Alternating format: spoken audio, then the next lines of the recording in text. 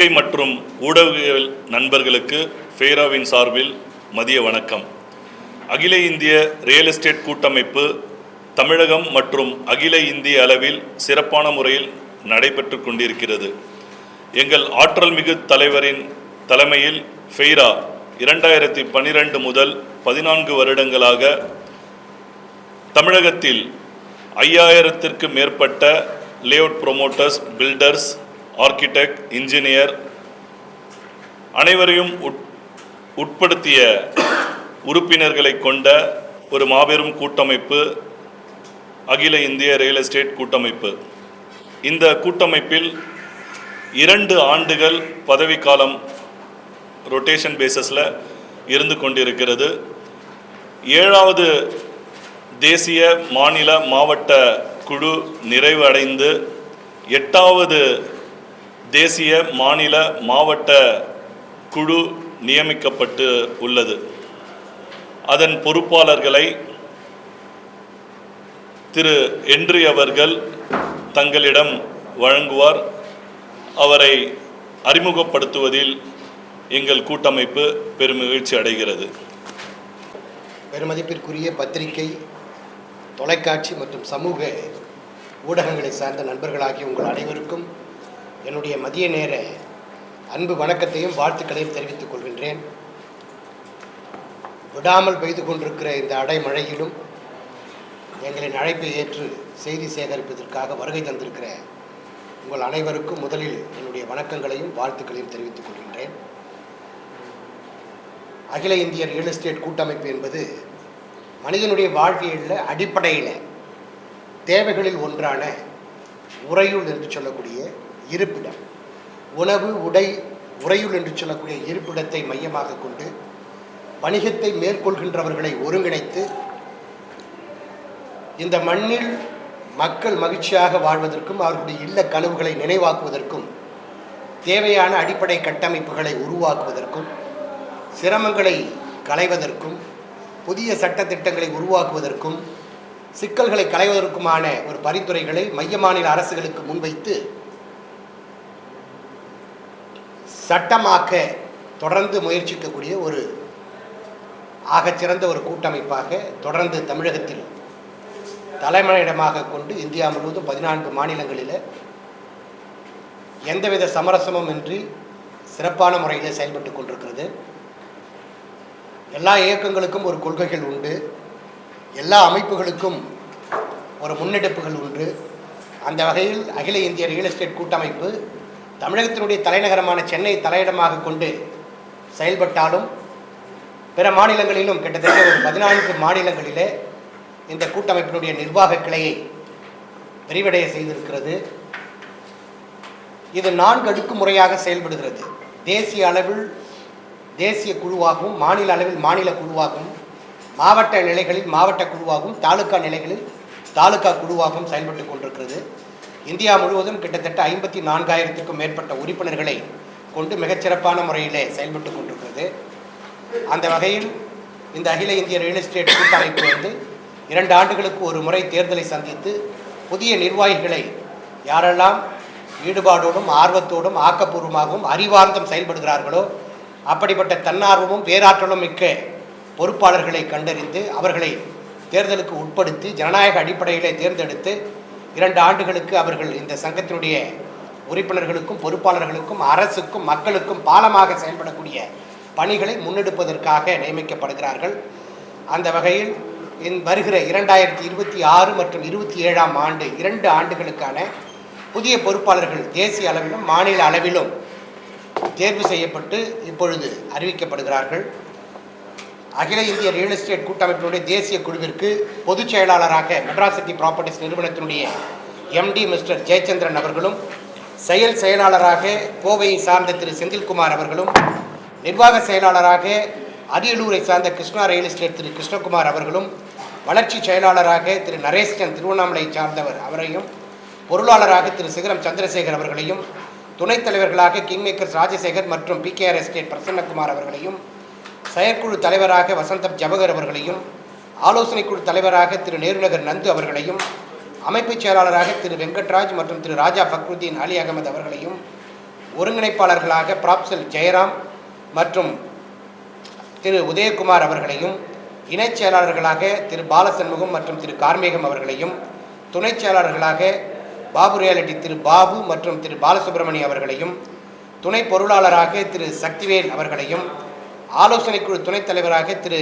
விஸ்வாக் செல்வம் அவர்களையும், செயற்குழு துணைத் தலைவராக திரு விஎல்சி லூர்துராஜ் பிரேம் அவர்களையும், ஆலோசனைக்குழு உறுப்பினர்களாக விஐபி ஹவுசிங் திரு தனபால், சிஎம் ப்ராப்பர்ட்டி திரு தமிழரசன், விஐபி திரு கிஷோர், திரு ஜெய்சங்கர், திரு நிவாஸ், திரு மோகன், திரு கற்பையா ராஜா, திரு அசோக் ராஜா, திரு அனில் பாய்ஸ் மற்றும் திரு லோகேஷ் ஆகியோர்களையும், செயற்குழு உறுப்பினர்களாக திரு முனைவர் உஷேன், திரு முனீஸ்வரன், வழக்கறிஞர் திரு மோகன், சுரேந்தர் ராஜ், சத்யவேடு திரு சீனிவாசன், ஹைதராபாத் திரு மகேஷ் பாபு, மும்பை திரு ரஞ்சித்குமார், பாலக்காடு திரு வில்சன் தாமஸ், தலைமை நிலைச் செயலராக திரு கார்த்திக் ஆகிய 39 பேர் தேசிய குழுவிற்கும், அதேபோன்று மாநில அளவில் மனை அபிவிருத்தியாளர்களாக முன்னெடுக்கக்கூடிய லேஅவுட் ப்ரொமோட்டர்ஸ் பேனல் குழுவிற்கு மாநில தலைவராக திரு கும்பகோணம் பாலாஜி அவர்களையும், பொதுச் செயலாளராக திரு அச்சரப்பாக்கம் சிவக்குமார் அவர்களையும், செயலாளராக திரு கிளமட் ரொசாரியா அவர்களையும்,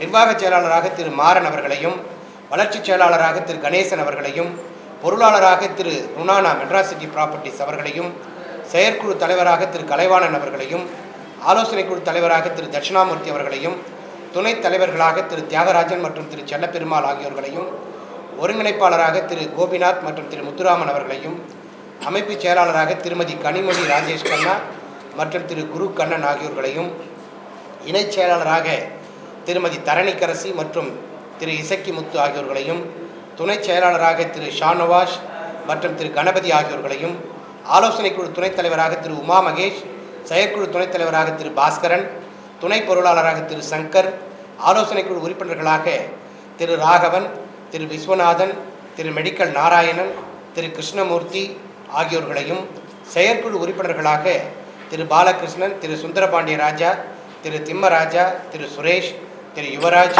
திரு கண்ணன், திரு தூயமணி, திருமதி பிரியா ஹென்றி, திரு மஞ்சுநாதன், திரு இம்தியாஸ் மற்றும் திரு சிவக்குமார் ஆகிய 34 பேர்களையும், மாநில பில்டர்ஸ் குழுவிற்கு மாநில தலைவராக திரு கண்ணன் நந்தகுமார், பொதுச் செயலாளராக திரு கமலஹாசன், செயலாளராக திரு சாமிநாதன், நிர்வாகச் செயலாளராக திரு கார்த்திக், வளர்ச்சிச் செயலாளராக திரு விஜயபாரதி, பொருளாளராக கோவை திரு கணேஷ்குமார், செயற்குழு தலைவராக திரு கோவை ராமநாதன், ஆலோசனைக்குழு தலைவராக திரு சத்யம் சுதாகர், துணைத் தலைவர்களாக திரு SKM சுரேஷ்குமார் மற்றும் திருவண்ணாமலை நாகராஜ், ஒருங்கிணைப்பாளராக திரு பாஸ்கரன் மற்றும் திரு ஜெகதீஷ் தண்டபாணி, அமைப்புச் செயலாளராக திரு முரளிதரன் மற்றும் திரு வேப்பூர் தாசன், துணைச் செயலாளர்களாக திரு வாமனன் மற்றும் திரு திலோக்சந்த் பன்சாலி, துணைச் செயலாளர்களாக திரு லலித்குமார் மற்றும் திரு பெருமாள், துணை பொருளாளராக திரு ஃபைசல் அகமது அலி, ஆலோசனைக்குழு துணைத் தலைவராக திரு பிரிமியர் ஸ்ரீராம், செயற்குழு துணைத் தலைவராக திரு தீன் முகமது,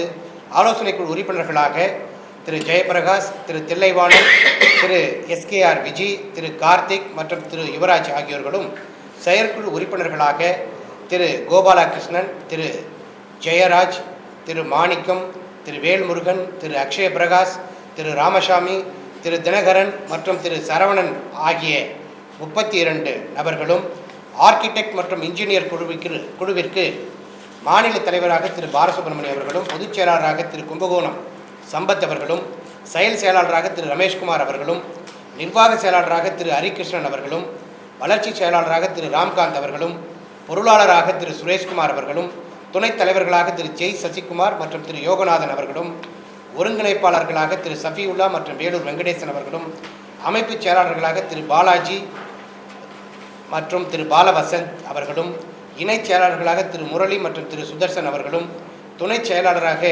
விழுப்புரம் திரு வெங்கடேசன் அவர்களும், செயற்குழு உறுப்பினர்களாக திரு பால் அண்ணா, திரு சவுந்தரராஜன், செல்வி SS தேஜஸ்வினி ஆகிய 18 பேர்களும், அதேபோன்று மாநில குழுவிற்கு தலைவராக திரு அன்பரசு அவர்களும், செயலாளராக அமர் என்கிற திரு மணிசேகர் அவர்களும், செயலாளராக திரு கோபாலகிருஷ்ணன் அவர்களும், நிர்வாக செயலாளராக திரு சுரேஷ்குமார் அவர்களும், வளர்ச்சி செயலாளராக திரு சக்திவேல் அவர்களும், பொருளாளராக திரு முத்து என்கிற முத்தாலப்பன் அவர்களும், ஆலோசனைக்குழு தலைவராக திரு முத்துக்குமரன் அவர்களும், துணைத் தலைவராக திரு ஆனந்தன் அவர்களும், அமைப்புச் செயலாளராக திரு கந்தன் அவர்களும், துணைச் செயலாளராக திரு கனகராஜ் ஆகியோர்களும் ஆக மொத்தம் 137 பொறுப்பாளர்கள் தேர்வு முறையிலே ஜனநாயக அடிப்படையிலே இந்த அகில இந்திய ரியல் எஸ்டேட் கூட்டமைப்பிற்கு தேர்ந்தெடுக்கப்பட்டிருக்கிறார்கள். இந்த பொறுப்பாளர்கள் அத்துணை பேரும் எதிர்வரக்கூடிய 2026 மற்றும் 2027 ஆகிய 2 ஆண்டுகளில் அரசுக்கும் மக்களுக்கும் பாலமாக இருந்து பதிவுத்துறை, வருவாய்த்துறை, ஊரக உள்ளாட்சி கிராம ஊராட்சிகள் துறை, நகரக உள்ளாட்சி மாநகராட்சி, நகராட்சி, பேரூராட்சி போன்ற நிர்வாகத்துறை, அதேபோன்று தமிழ்நாடு ரியல் எஸ்டேட் ஒழுங்குமுறை ஆணையம், அதேபோன்று வீட்டு வசதி மற்றும் நகர்ப்புற வளர்ச்சித்துறையின் கீழ் இயங்குகின்ற சென்னை பெருநகர வளர்ச்சி குழுமம் மற்றும் directorate of town and country planning என்று சொல்லக்கூடிய டிடிசிபி துறைகளில் நிலவுகின்ற பிரச்சனைகளை களைவதற்கு ஆக்கப்பூர்வமாக அறிவார்ந்து எந்தவித சமரசமுமின்றி யாருக்காகவும் எதற்காகவும் எந்த நிலையிலும் எந்த சூழ்நிலையிலும் எவருக்கும் அடிபணியாமல் தலை நிமிர்ந்து வலிமையாக ஜனநாயக அடிப்படையில் வீரியத்தோடு மிக தைரியத்தோடு சட்ட திட்டங்களை வகுப்பதற்கும் மாற்றி அமைப்பதற்கும் எளிமைப்படுத்துவதற்குமான பரிந்துரைகளை முன்னெடுப்பார்கள். அந்த சட்ட திட்டங்களை ஒருவேளை அரசு நிறைவேற்றவில்லை எனில் அது குறித்து நீதிமன்றங்களினுடைய கதவுகளை தட்டி நீதிமன்றங்களிலிருந்து உத்தரவு வரும் வரைக்கும் தொடர்ந்து அவர்கள் பொறுப்பை உணர்ந்து கடமையை உணர்ந்து கண்ணியம் காத்து செயல்படுவார்கள் என்ற நம்பிக்கை எனக்கு இருக்கிறது. இந்த கூட்டமைப்பினுடைய நிறுவனர் என்கிற அடிப்படையில் புதிதாக தேர்ந்தெடுத்திருக்கிற அத்துணை பொறுப்பாளர்களுக்கும் என்னுடைய உள்ளபூர்வமான வாழ்த்துக்களை தெரிவித்துக் கொள்கின்றேன். அதிகமாக இருக்குது. முன்னாடி ஆட்சிகளில் இல்லாத சட்ட திட்டங்கள்லாம் இங்கே இருக்குது. முன்னாடி ஆட்சிகளில் நீங்கள் பார்த்தீங்கன்னு சொன்னால் நகராட்சி நிர்வாகத்தில் இறுதி ஒப்புதல் பெறுவதற்கு ஏக்கருக்கு நீங்கள் 5 லட்சம் மாநகராட்சிகளுக்கு கொடுங்க, நகராட்சிகளுக்கு 3 லட்சம் கொடுங்க அப்படின்னு இந்த ஆட்சி வாங்குது. ஊராட்சிகளில் ஊராட்சி மன்ற தலைவர்கள்லாம் எதுக்கு பொறுப்பு வந்தாங்கன்னு தெரில. ஏக்கருக்கு 5 லட்சம் கொடுங்க, 10 லட்சம் கொடுங்கன்னு சொல்லிட்டு மிகப்பெரிய அளவில் அச்சுறுத்துறாங்க எங்களை. அதாவது பொதுவாக கிராமங்களில் சொல்லுவாங்க, நம்ம அப்பாவுக்கு 2 பிள்ளைகள் இருந்தால் என் கூட பிறந்தவன் எனக்கு பங்காளின்னு சொல்லி. ஆனால் இவங்கெல்லாம் எங்கள் அப்பாவுக்கு பிறக்காமே பங்காளிகளாக வந்துடுறாங்க. இது மிகப்பெரிய வழிவேதனை. நாங்கள் பிஸ்னஸ் பண்ணுறோம், நாங்கள் முதலீடு போடுறோம், வழிவேதனை அனுபவிக்கிறோம். முட்டையிடுற கோழிக்கு தான் குண்டி வழி தெரியும்னுவாங்க. அந்த வழிகளை நாங்கள் அனுபவிக்கிறோம். ஆனால் பங்குக்கு மாத்திரம் இந்த அரசியல் பிரமுகர்கள் எங்களோட கொடுத்தா தான் பண்ண முடியும்னு சொல்லி ரொம்ப அழுத்தம் திருத்தமாக வலுக்கட்டாயமாக எங்களை மிரட்டல் போக்கில் சாஃப்ட் கார்னர்னுவாங்க, மெல்லிய மிரட்டல் போக்கில் பல வகையில் அச்சுறுத்துறாங்க. நாங்கள் போட்டிருக்கிற சாலை சரியில்லைன்னு சொல்லி நோண்டி பார்த்துட்டு திரும்ப போடுன்றாங்க. லஞ்சம் கொடுக்கலன்னா காவா கட்டலன்றாங்க. இறுதி ஒப்புதல் கொடுக்கறதுக்கு 6 மாதம் 1 வருஷம் ஆகுது. இன்றைக்கி கூட பாருங்கள், செங்கம்னு ஒரு நகராட்சி இருக்குது திருவண்ணாமலை மாவட்டத்தில். ஜனவரி 26 நகராட்சியாக தரம் உயர்த்துனாங்க. 4 கோப்புகள் இது வரைக்கும் நிலுவையில் இருக்குது. என்னன்னு கேட்டால் பேரூராட்சிக்கு தான் பணம் வசூலிக்கிறதுக்கு அக்கௌண்ட் இருக்கான், நகராட்சிக்கு இல்லையா. Directorate of municipal administration DMA என்ன பண்ணுறான்னு தெரியல. பல தடவை நாங்கள் ரெப்ரசன்ட் பண்ணிட்டோம். அக்கௌண்ட் ஓப்பன் பண்ணிவிட்டு அவங்க பணத்தை ரிசீவ் பண்ணால் தான் எங்கள் லேஅவுட்டு 4 லேஅவுட்டும் இறுதி ஒப்புதல் பெற்று விற்க முடியும். எங்கள் மெம்பர்ஸுது ஜனவரி மாதம் அறிவிச்சது, 1 ஆண்டு நிறைவு பெற போகுது. இது வரைக்கும் முனிசிபாலிட்டிக்கு அக்கௌண்ட் ஓப்பன் பண்ணி பணம் வாங்கலை. வேலூர் மாநகராட்சி 45 கோப்புகள் இருக்குது. அங்கே இருக்கிற மந்திரியிலேருந்து, அங்கே இருக்கிற எம்எல்ஏலேருந்து, அங்கே இருக்கிற மாவட்ட செயலாளர்லேருந்து, பகுதி செயலாளர்லேருந்து, வார்டு உறுப்பினர்லேருந்து, வட்ட செயலாளர் வரைக்கும் 25 லட்சம் ரூபாயிலேருந்து 50 லட்ச ரூபா ஏக்கருக்கு கொடுத்தா தான் இறுதி ஒப்புதல் கொடுப்பாங்களாம். இந்த பணத்தை தான் நாங்கள் யார் தலையில் சுமத்துறது? பணம் கொடுக்க நாங்கள் தயாராக இல்லாததுனால 45 கோப்புகள் நிலுவையில் இருக்குது. 45 அப்ரூவல் கொடுக்கணும். 1-2 அப்ரூவல் இல்லை, பல கோடி ரூபாய் முதலீடு முடங்கி கிடக்கிறது. இந்த மாதிரி மாவட்ட வாரியா நகராட்சி வாரியா பல குற்றச்சாட்டுகள் பட்டியல் ஆதாரத்தோடு இருக்குது. இதெல்லாம் சொன்னால் எங்களுக்கு தான் கேவலமாக இருக்கும். ஏன்னா தேன் அடிக்கிறவன் கையை நக்கிறது இயல்பு. ஆனால் இந்த நக்கிகள் தேன் கூட்டையே கொண்டு போயிடுறாங்க. இதான் பிரச்சனைங்க. ஸோ அதனால் தயவு செய்து பத்திரிகை மற்றும் ஊடகத்துறை நண்பர்கள் அரசினுடைய கவனத்திற்கு இதை நல்ல விதமாக கொண்டு போய் சேர்த்து இந்த பிரச்சனைகளுக்கெல்லாம் தீர்வு காண வேண்டும். இது சம்மந்தமாக யாரையாவது கூப்பிட்டு பேசணும்னா இவங்கள பேசுங்க அவங்கள பேசுகின்றாங்க. சம்மந்தப்பட்டவங்களை சந்திக்கிறதுக்கு அனுமதி கேட்டால் வருட கணக்கில் இன்ன வரைக்கும் அனுமதியே கிடைக்கல. யார்கிட்ட தான் இதை சொல்கிறது? இந்த பிரச்சனைகளை அதிகாரிகள்கிட்ட சொல்லிட்டோம், சம்மந்தப்பட்ட அமைச்சர்கள்கிட்ட சொல்லிட்டோம். அமைச்சர்கள் தான் இந்த குற்றத்தை செயல்படுறாங்க. ஊராட்சி பகுதிகளில் நிறைய இடத்துல ஊரக உள்ளாட்சி நிர்வாகம் கலைஞ்சிடுச்சு. ஆனால் இந்த ஊராட்சித்துறை அமைச்சருக்கு பணம் கொடுக்கணும், நகராட்சித்துறை அமைச்சருக்கு பணம் கொடுக்கணும், பதிவுத்துறை அமைச்சருக்கு பணம் கொடுக்கணும். இன்னும் ஒரே ஒரு துறை தான் லஞ்சம் வாங்காமல் இருக்குது, ரியல் எஸ்டேட் ஒழுங்குமுறை ஆணையம். அதுலேயும் விரைவில் லஞ்சம் கொண்டு வரதுக்கு ஆச்சரியப்படுறதுக்கு இல்லை, அதுலேயும் வாங்கிறதுக்கு ஆரம்பிச்சுக்குவாங்க. ஸோ அதனால் இப்போ நான் சொல்கிறக்கூடிய இந்த பட்டியல்லாம், இந்த லஞ்சம் லாவண்யம்லாம் நிலங்களையும் மனைகளையும் வீடுகளையும் அடுக்குமாடி குடியிருப்புகளையும் வாங்குகின்ற பொதுமக்கள் தலையில், எண்ட் யூசர் தலையில் தான் இந்த லஞ்சத்தெல்லாம் சேர்த்து விற்க வேண்டிய நிலைமை இருக்குது. ஆனால் இந்த லஞ்சத்தையும் வாங்கிக்கிட்டு ஒரு நிலத்தை ஒரு ஏக்கரை போட்டு நாங்கள் வந்து 60% தான் எடுப்போம். 1000 ரூபா விற்கிறோம்னா 1500 கைட்லைன் வேல்யூ போட்டால் நாங்கள் எப்படி அதை விற்க முடியும்? விற்கவே முடியல. கலைமகள் சபாவினுடைய சொத்துக்கள்லாம் கபலீகரம் செய்யப்பட்டிருக்கிறது.